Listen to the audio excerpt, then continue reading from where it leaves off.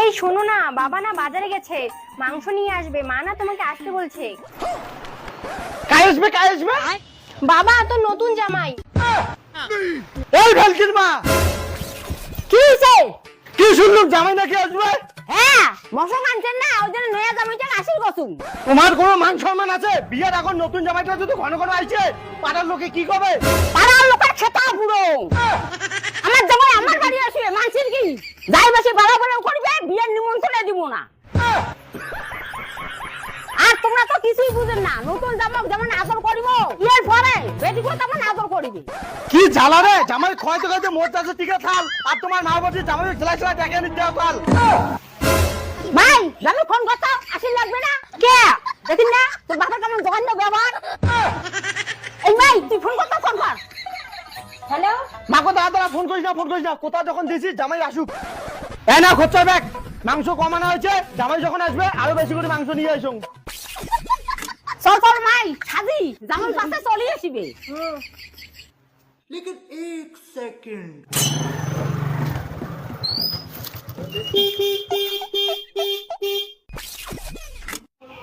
জামাই আছেন?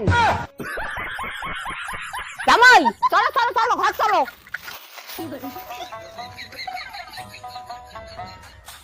জামাই আজ বসো, বসে বেটির সাথে গল্প করো, মুই না চটপট চা বানিয়ে আনো।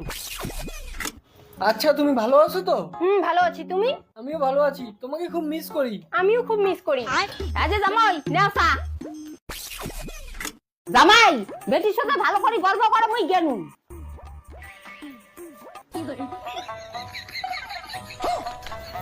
জামাই যাচ্ছে?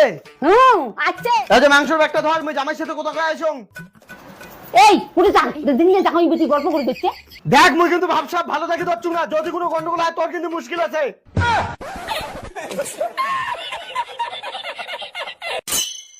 लेकिन एक सेकंड মাগো তোর কি হয়েছে? বমি করিস কে? শরীর কি খারাপ? দাঁড়া মই ডাক্তার নিয়ে আসুন।